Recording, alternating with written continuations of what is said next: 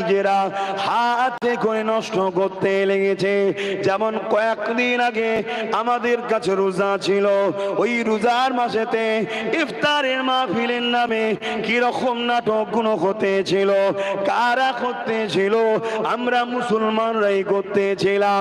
আজকে যে নামাজেতে, যে ঈদগাতে মুসলিম নারীদের পর্যন্ত যাওয়া নিষেধ রয়েছে, কলিকাতার রোডে আমার রাজ্যের সিএম একজন মহিলা হয়ে সেখানে চলে গেল। সে তো আর এমনি এমনি চলে যায়নি, তাকে নিয়ে গেছে যারা। খেয়াল করে দেখুন, তারা সমাজের বুকে মুসলমানদের উলামা দাবি করে, তারা সমাজের বুকে মুসলমানদের মাথায় বসে রয়েছে।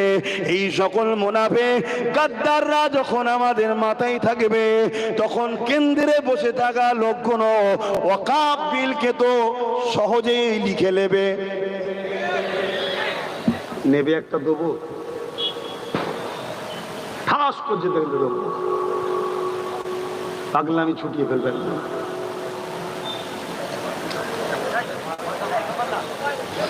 আল্লাহকে সাক্ষী রেখে বলছি, জলসা করার ইচ্ছে ছেড়ে দিয়েছি। এজন্য সব অত ধার ধার ধরছি নি যে তুমি যাইলে দাওয়াত হবে না, আর হবে না। দাওয়াত করারই ইচ্ছা নেই। লোক তো যেতে যেতে দাওয়াত করছে, নিতে হবে নিতে হবে নিতে হবে। 2 ঘন্টা 4 ঘন্টায় সেদিন মধ্যম গ্রাম থেকে এসেছিল, শুনলে জানবে, কেঁদে ফেলেছে ছেলেগুলো। আমি শুধু বলেছি তোদের জলসায় 7-8 বছর গেছি, বছর যাব না। ডেট আছে না নেই পরে কথা, যাব না। 4-5 ঘন্টা ধরে বসে জন ছেলে হাত পা ধরে টানাটানি করছে, কাঁদা শুরু করেছে। দেখে আবার ময়া লাগলো, নিলাম। ভালো লাগছে না, কি জলসা করবো? মুসলমানের অবস্থাই তো মুসলমান দিনের সবচেয়ে বড় দুশ্মন। কি ওদের বিষয়ে বলবো? আমাদের ক্ষতি তো আমরা নিজেরাই করছি। তাহলে আজকে বলুন, নামাজে, ঈদের নামাজে নারীদের যাওয়া ইসলামে জায়েজ আছে? তাহলে আজকে রাজ্যের প্রধান চলে গেল, কই কোনো আলেম, কোনো পীর, পীরজাদা বক্তার মুখে কথা আছে যেটা অন্যায় করছে উনি? এই কথা আছে?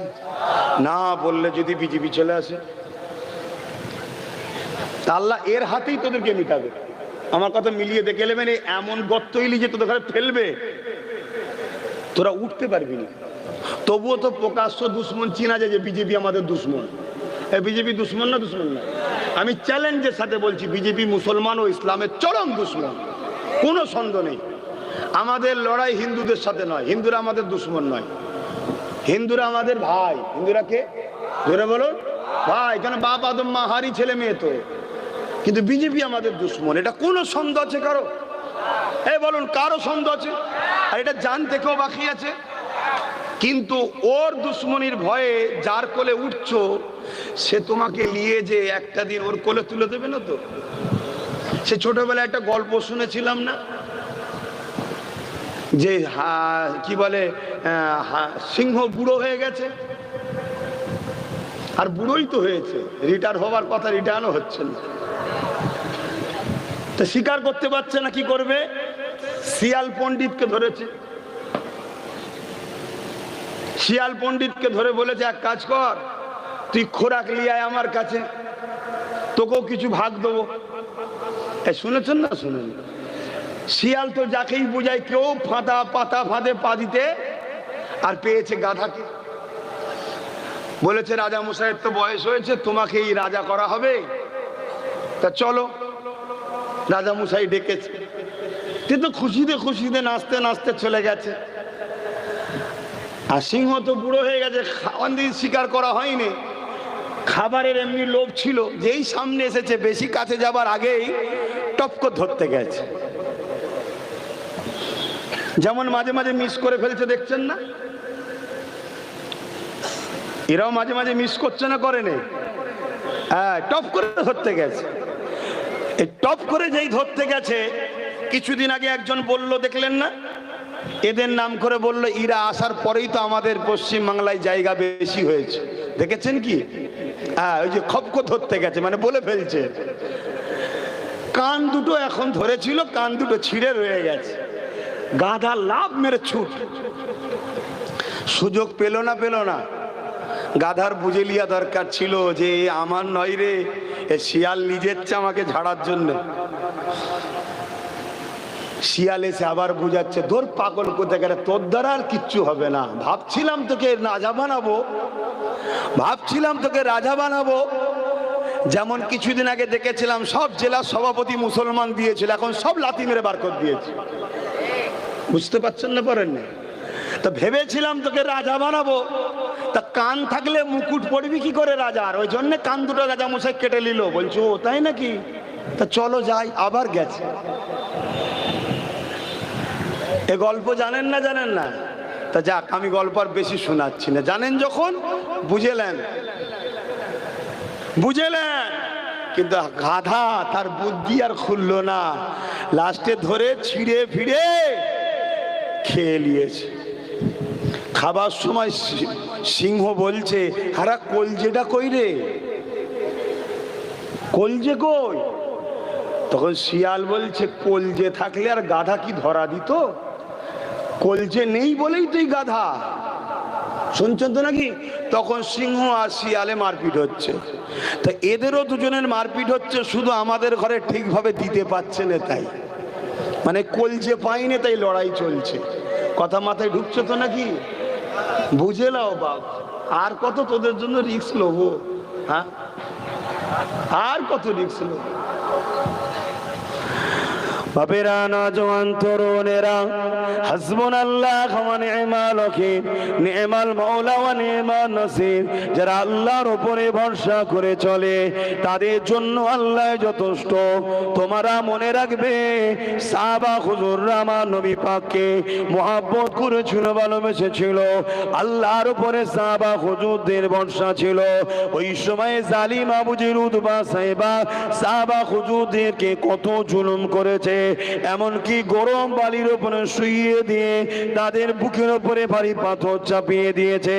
চাপিয়ে দিয়ে বলতে লেগেছে, মুহাম্মদ রাসূলকে ছেড়ে দাও, ইসলামকে ছেড়ে দাও, আল্লাহকে ছেড়ে দাও। এ যুবকেরা, সাহাবা হুজুরদের সিনাতে এত পাওয়ার ছিল, এই গরম বালির গরমটা তাদের কাছে কিছুই মনে হয় না। তাদের বুকের ভারী পাথরটা তাদের কাছে কিছু মনে হয় না। হ্যাঁ, কষ্ট হয়েছে, কিন্তু ইমানের পাওয়ারের কাছে এই কষ্টটাই কোনো কষ্ট মনে হয় না। এত জুলুম করে আবু জেহেল, উতবা, সাইবা হেরে গেছে, কিন্তু সাহাবা হুজুর দিগকে আল্লাহ ও নবীর কাছ থেকে সরাতে পারেনি।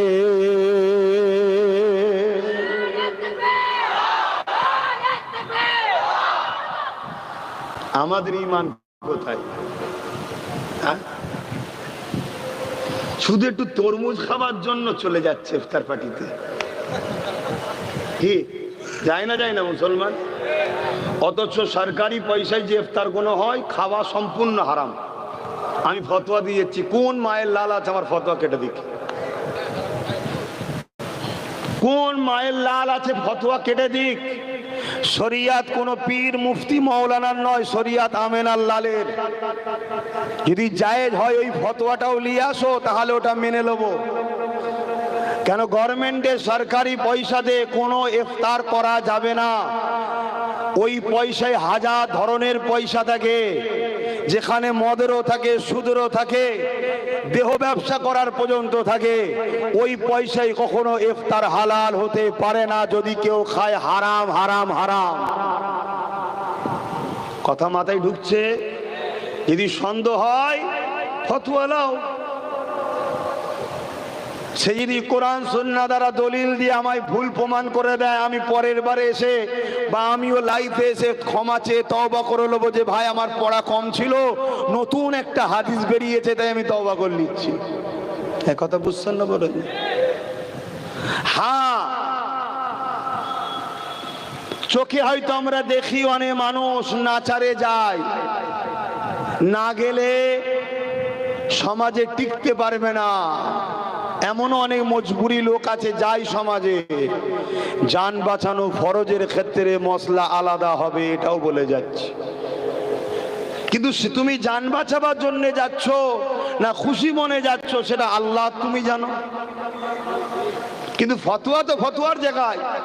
যেমন জান বাঁচাবার জন্য কেউ যদি কোনো পানি না পায়, জান চলে যাবে এমন সময় তোমার সামনে কেউ মদ শরাব দিয়েছে, জানটুকু বাঁচাবার মতো তুমি গলাটা ভিজিয়ে দিয়ে পানির তালাশে বেরিয়ে যাও, এটা ইসলামে ইজাজত আছে। জান বাঁচাবার জন্য এমন একটা খাদ্য পেয়েছো যেটা মরা জন্তু পড়ে আছে, হালাল না হারাম? মরা জন্তু। জানটা বাঁচাবার জন্য তুমি ওই অংশ থেকে যতটুকু খেলে জানটা বাঁচবে খেয়ে নাও, কিন্তু হালাল রুজির জন্য তুমি বেরিয়ে যাও, ওর উপরে নির্ভর করে থেকো না।